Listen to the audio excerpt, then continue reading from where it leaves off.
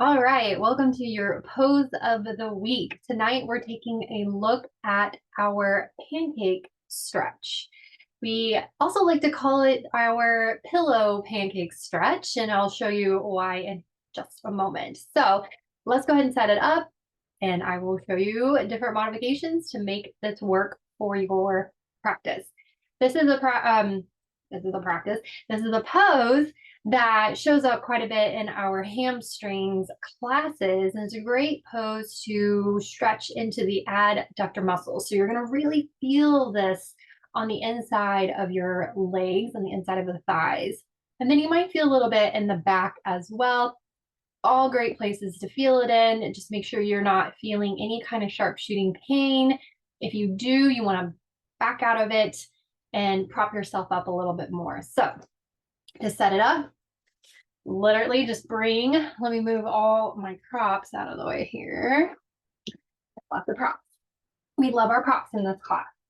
All right, set it up, take your legs out to a V shape, and then see if you can take them out a little bit wider.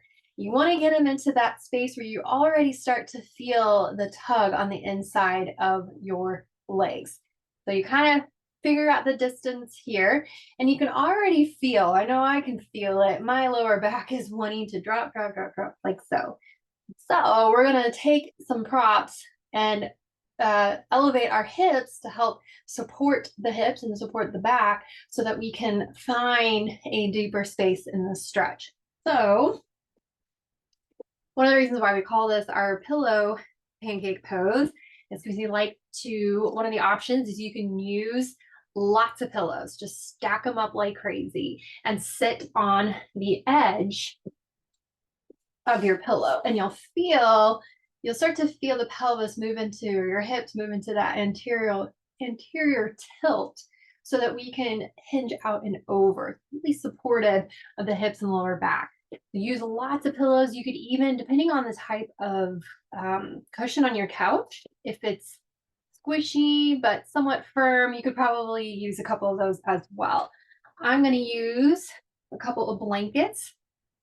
And for these, you can fold them up a couple of times. You can kind of play around with the thickness of your blanket and see what works best for you. So I'm just going to stack a couple of blankets here.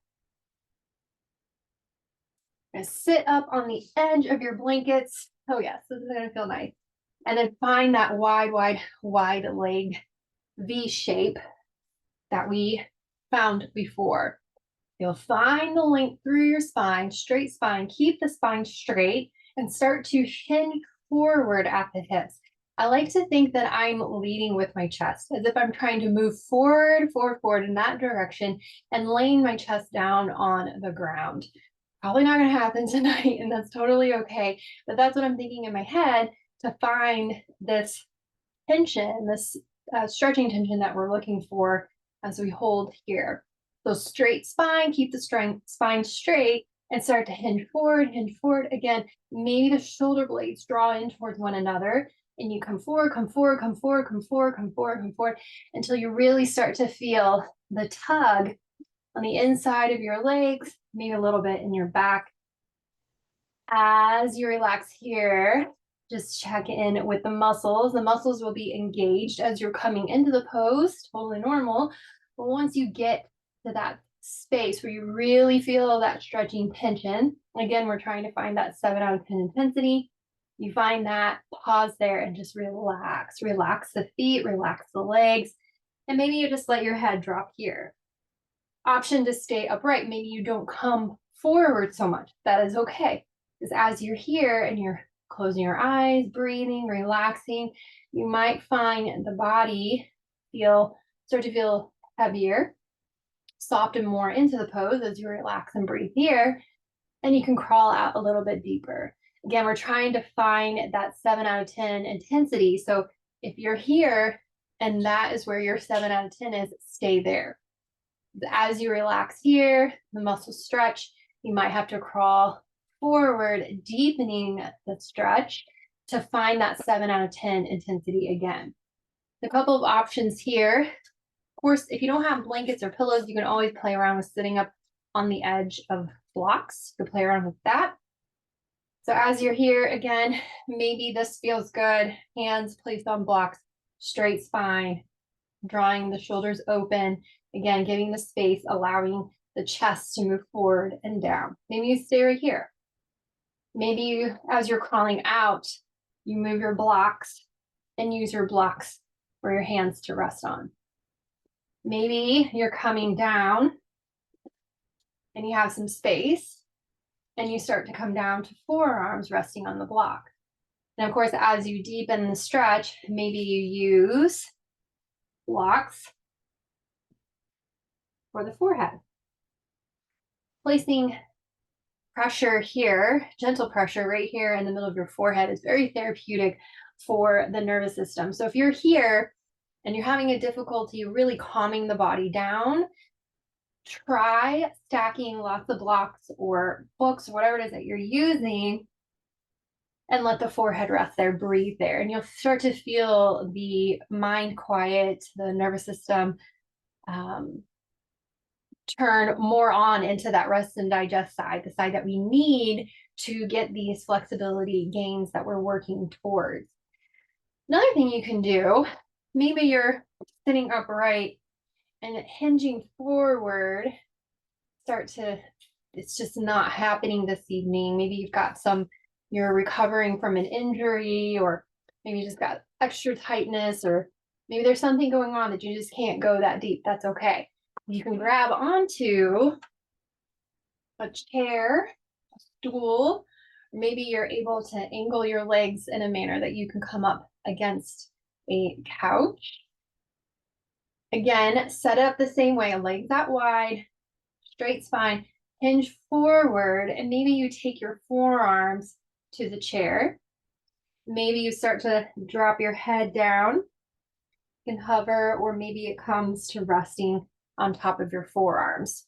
You can also place a couple of blocks. Maybe you have a pillow up here for some cushioning. You need to go up a little bit higher. You stay right here and relax here. So again, that tension, a lot of that tension you're going to feel on the inside of your legs here in the adductor muscles. You'll most likely feel in the lower back as well. Hamstrings, hips, back, they're all best friends. So stretching one, you're going to feel it in another place. A couple of things just to notice. Careful not to lock through the knees here. And make sure you have relaxed muscles around the knee joint. If you need to, you can slightly bend your knees. If you're having a hard time finding the stretch, sometimes slightly bending the knees, or even placing a block underneath the flesh right above the knee joint will help you access the stretch and also help you feel supported so that you can relax into it. And again, this is a very engaging pose. If you practice this in your yoga class, or maybe you're doing it in another fitness class, you'll find that this pose is very engaging. It's a strong pose. We engage a lot of the muscles to come into it and hold ourselves there. So it's okay to use that engagement as you get into the pose. But once you find that space where you're starting to feel that stretching tension and finding your 7 out of 10, then release. Release the muscles, relax the muscles, let the body become heavy and melt into the pose. Give in to gravity, let gravity pull you deeper into the pose, and focus on that breathing. Let the mind become quiet and let the body melt into this shape. So that is your pancake pose or pillow pancake. Again, don't be shy about stacking up lots of blankets, lots of pillows underneath your hips. As you're here for the 5 minutes or the 2 minutes, whatever you're holding here for, you can always remove props. You can always remove props, and you can always add props. So don't force anything, don't rush into it. Just take your time and allow the stretch to happen organically. If you have any questions, let me know. I will hopefully see you on the mat again soon.